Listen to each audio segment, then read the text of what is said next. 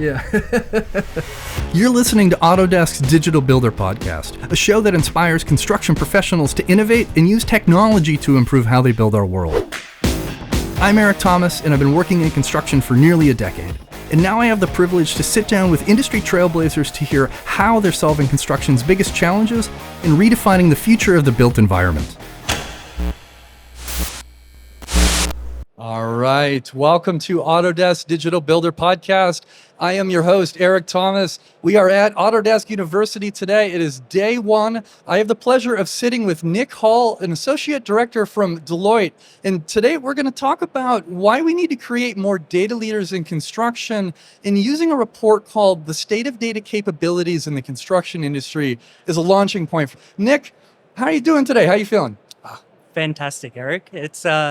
This is my first Autodesk University conference, and the energy in the room is absolutely amazing. It's great to see the insights and the people that actually use some of the research that we're making for Autodesk. It's great when you get that feedback loop too, and I felt that when I've been part of other research reports too. When you meet somebody and they go, "Oh, I read that, and it had a big impact on whatever project that I was working on." So I'm glad that you got to come in and join us and hang out a little bit. But let's talk a little bit about that report and the research findings. So of course that just recently was released, and it was an effort that was admittedly commissioned by Autodesk. So we're talking a little bit about our research today. But when the team first set out to conduct the research, what were you looking to learn more about, and what were your initial hypotheses looking like? When we started this research, and we sat down with Gigi Piccolo, the marketing manager in Autodesk, we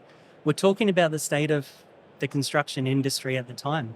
Start of 2023, there was obviously the construction industry had really gone through a hard time with COVID lockdowns preventing work from happening, but also severe supply chain disruption. And that caused inflationary pressure, and it also caused the inability to find raw materials. So really the idea behind the research was understanding how data can help. And essentially what we were doing was getting a bit of a stock take of what data capabilities existed within the construction industry. Okay. And look, we were fortunate enough to get a bit of a global perspective.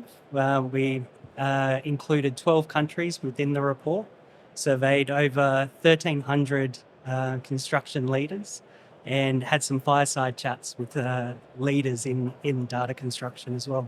Sounds exciting, and I love when we get that global lens too, because different regions definitely tackle how they manage data and just general workflows in a very different way. And of course, the legal requirements and restrictions and everything are obviously different, and that can introduce some differentiations or deltas as far as how we tackle data. But we can always learn from our friends across the pond, whether somebody's in EMEA or APAC, and there's just a lot of really cool stuff tied to data. So can you give me, that high level, 10,000 foot, or would it be, the 6,000 meter? I don't know. I can't do the math calculations. There's a reason why I'm not an engineer. But give me the high level of what y'all uncovered and how that aligned with the expectations you had at the beginning. Definitely. Look, what we uncovered when we took that global snapshot of what the state of play in with data for the construction industry was, there's a lot of room for improvement. 4 out of 5 construction companies could actually significantly improve their data capabilities.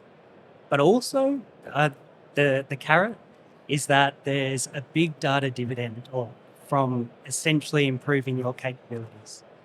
Businesses that improve their data capabilities actually saw a 50% increase in their average profit growth. 50%. Wow. So increasing from 4.4 to 7.1. All right. Well, we need to start singing that from the rooftops as far as the ROI, because there's clearly a business case with data, and I've been talking about this topic for a really long time. We've done other research projects, and it always uncovers the same thing. There's a lot of decision paralysis behind what are we going to do? How do we make those changes? But when we start highlighting the benefits and showing what those companies that are doing a really good job are actually getting, the ROI is starts to be very obvious. Even if that starting point where you get and you go, okay, how do we start making our data strategy? It takes a little bit to get to. I think the long tail of it is very easy to convince somebody once you get into the data, as you've astutely pointed out today. So as we got into the findings more, can you tell me what was the most surprising for you, and how did those different response types and the data literacy they were experiencing, how did that impact the outcomes they had? So what we did for this report, it was ambitious. We wanted to create a comprehensive measure of data capabilities. So it's called intuitively the Data Capabilities Assessment Framework, or the DCA. I like that. These are right on the nose with what it's supposed to be. Exactly. No misinterpretation there. So we used the survey responses from those 1,300 construction leaders, and we essentially used 13 key indicators to categorize those businesses into beginners, emerging, and leaders. And what we found was that essentially, like I said, 4 out of 5 were in those two categories, but 20% were actually in the first category, the beginner stage. And so there's a significant benefit from uplifting their data capabilities. And I think that's when you really get to sell that focus point. And in the research that I've done in the past or been part of, when we really start having that conversation, the shift is when you start picking those focus areas. And so it's hard to step back and look at a data strategy and say, okay, we didn't standardize anything and we're not leveraging this well. Let's do everything. Like that's overwhelming. That's hard to jump into and step back and say, okay, I know where I need to start and go.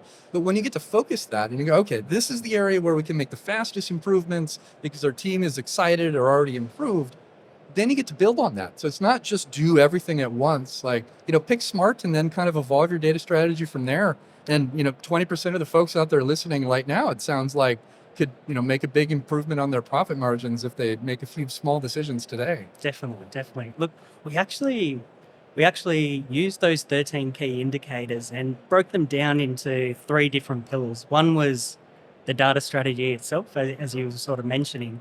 The other was around the data tools. So how much data you're collecting, how much are you analyzing, and how much you're actually using to inform decision making. And that's one of the key differences that separated the leaders from the beginners as well. There's a few different elements, and the third one was around data talent. And data talent is exceptionally important. On average, construction businesses that we surveyed actually had relatively high scores for data strategy, but where they were missing or where they could improve was around their data use and around their data talent. And I think that's actually another area that I'm really excited about within the industry as well, because you're starting to see more of these roles show up. And the value of having a data strategy or a data scientist on your team who doesn't necessarily have a construction background, but they have such a tremendous value that they can bring to your team in helping you really think through, okay, what can we do with the data and what do we need to do to get our data in a place to do that aspirational vision? Because I've heard more often than I'd like, folks will get into their strategy and they won't really think through, what do you want from this? It's just gather for the sake of gathering, and making sure you understand that intent helps you define your data standards. It helps the way you capture it, the amount you capture it. So there's so many nuances that get into it. I'm going to stop now because I'll go for 25 minutes because I'm a big data nerd. But I'd also like to hear a bit more about the differences between those data leaders and some of those that are less advanced in their understanding of construction data. Like where does that delta really shake out? Firstly, in terms of, as I mentioned, the data tools, having that data collection, but also making use of that data. We found actually a lot of businesses were collecting data, but far fewer were actually putting that data to work and using that to inform decision making. And that can have real significant benefits. So one example we had from a business we interviewed was actually a supplier, and looking at their supplier data, they found that the supplier was actually visiting a construction site 15 times in a week, sometimes multiple times during the day. Wow. And so cutting that back was a significant reduction in cost for that company. And you make such a great point about the use of the data. I quote Nathan Wood from Spectrum AEC all the time on this, and he said something about the data lake versus the data sewer. And if you're just gathering and gathering, like obviously don't stop. That's not the strategy point, but it's a matter of figuring out how you can actually take action. And if you haven't thought through what that end state's going to be, as I mentioned a minute ago, it's a whole lot harder to get to the point where you can really truly leverage it. And you might be gathering data and taking resources where you could be putting it somewhere else. And so you just need to think through what that looks like, and you're going to be in a heck of a lot better position. Let's think this imaginary construction executive who's sitting and listening to us right now, and they're still not sold. They go, the data strategy, I don't think that's necessarily that important.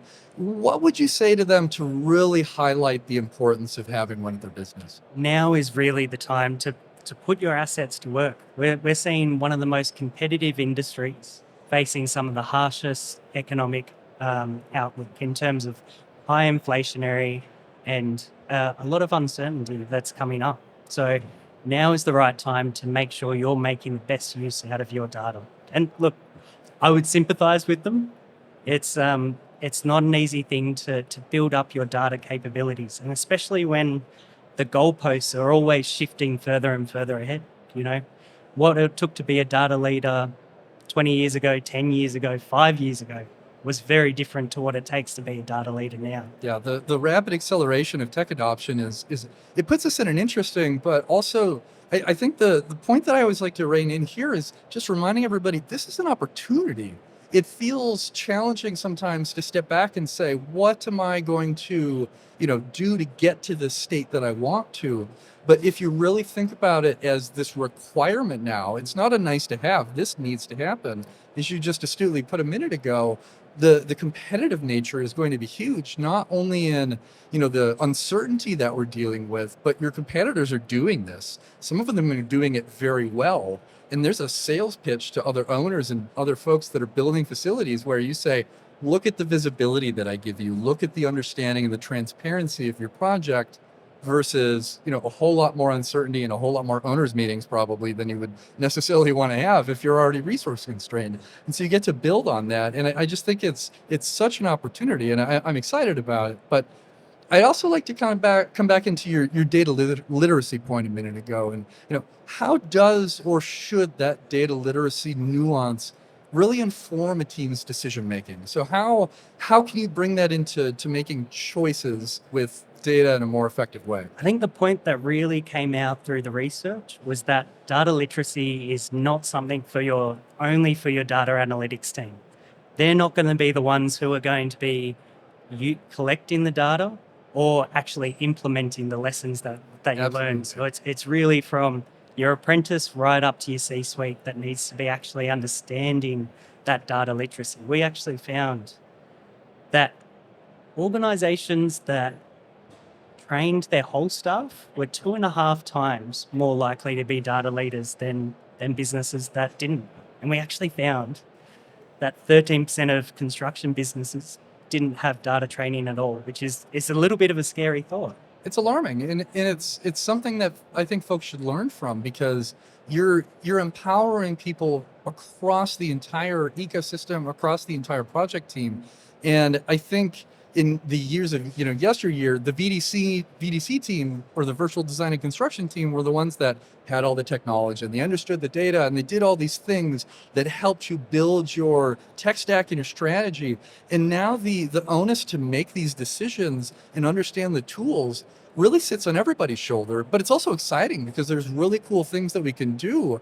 But as we continue to crunch our schedules down and have higher expectations on the folks in the field who are making choices just on their gut instead of actually making with information that is accurate and useful, that's really where the game changer is now. Because you have your super and he pulls out his phone and he goes, okay, I can look up my dashboard. I can take a look at where this is going to impact me, something I found out, versus either running back to the trailer and asking other folks, or just going, I think it might be this. And that might have been the right choice in the past, but it might not be tomorrow. And being able to make those decisions with more certainty, I think, brings a huge impact to a business. If I can add one more point to that, I think it's not only about the data literacy, but as you were sort of alluding to, the data culture. If I sat next, or one of the conversations I had was with Jit Key, who's the Chief Data Officer at I had her on Suffolk. Digital Builder last year. Oh, Jackie is excellent. fantastic. Yes. Glad you got to talk to her. Yeah. Brilliant insights. Yep. One of the things she was mentioning, she might have mentioned it to you last time, was actually moving away from data-driven decision making to data assistant, because those people on the job site, they probably have decades of experience making those decisions, and intuitively they might know what the warning signs and indicators are. But it's about working with them to empower them to understand this is what you could use, or making sure that they have the best information to make those decisions. That's when you're going to get the real delta or the shift. I like that pivot, and it's an important nuance because it still retains the humanity of the folks that are out there making that decision. They're able to use that intuition instead of saying you are beholden to a dashboard. And you bring in all this experience. Now you have the younger generation who might be more reliant on that dashboard, but you still have the opportunity to grab your old salt superintendent who's been on the project site for 30 years and he's got some experience to bring. Marrying those two, it definitely makes a bunch of sense. I'm going to steal that perspective of the framing because it's a good one. You might have to attribute it to Jit I Key. absolutely will. I will not steal that from Jit Key without any attribution. It's all good there. So I got a couple more questions for you today, Nick.